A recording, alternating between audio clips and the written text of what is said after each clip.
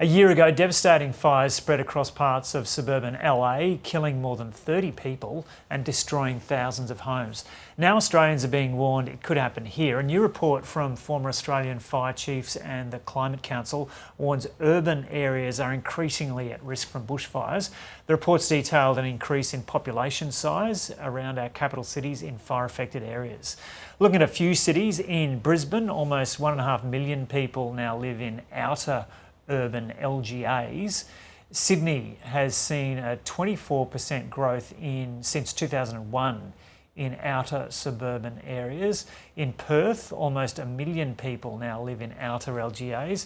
Over 2 million people now live in the urban suburbs of Melbourne, which is a 111% growth since 2001. And Greg Mullins is a former New South Wales Fire Commissioner and founder of Emergency Leaders for Climate Action. He co-authored the report and joins us now. Greg Mullins, welcome. So why did you decide to put this report together? Look, back when those fires happened in January last year, I've worked in LA.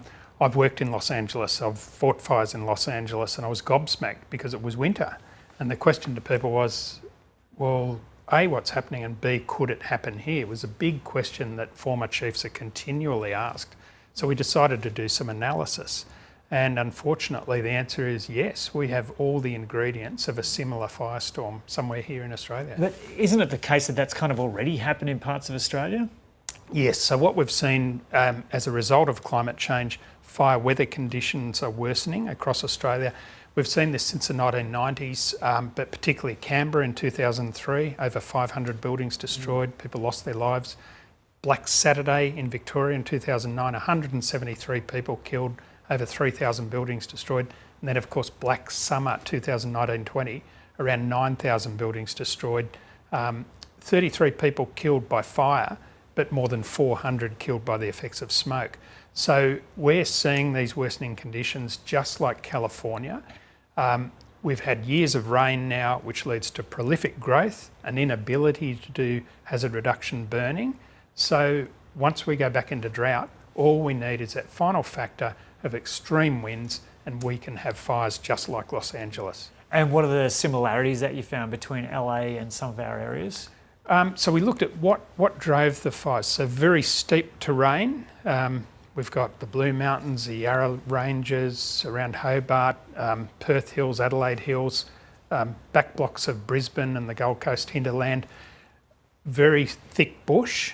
The wet weather that I spoke about that stops the preventative work and also builds the fuel levels in the forests, and then worsening fire weather conditions, longer fire seasons where it gets drier, hotter, and then you get those very bad catastrophic days, and that's when firefighters lose the battle.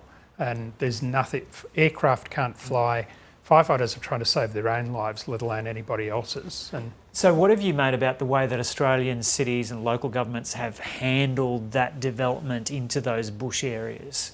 Look, reasonably well, and probably better than California in that the standards are good. Our Australian standards for building in bushfire-prone areas are good. We saw this on the Central Coast in New South Wales a couple of weeks ago. 16 homes destroyed, and in amongst them, and I went to those fires as a volunteer firefighter, one home still standing, it was built to the standards. So that's a success story.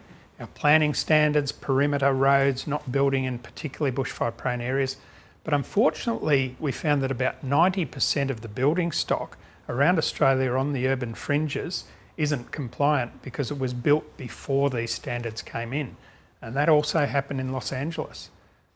So is there much that can be done about that?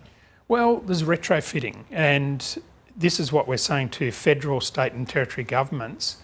Continue to resource some of the best firefighting agencies in the world and land management, national parks, forestry to do the prevention work, but get in before those disasters. So subsidies for people to bring their homes up to standard, and it can be simple things like double glazed glass, facing the direction that fires will come from, sealing openings in roofs, which is where many fires start during bushfires because of ember attack. So there's a lot that can be done, and there's a huge dollar return. Insurance Council of Australia, Institute of Actuaries have found that for every dollar spent on resilience and disaster risk reduction, you get a $2 to $11 return. So it's a good investment in the future.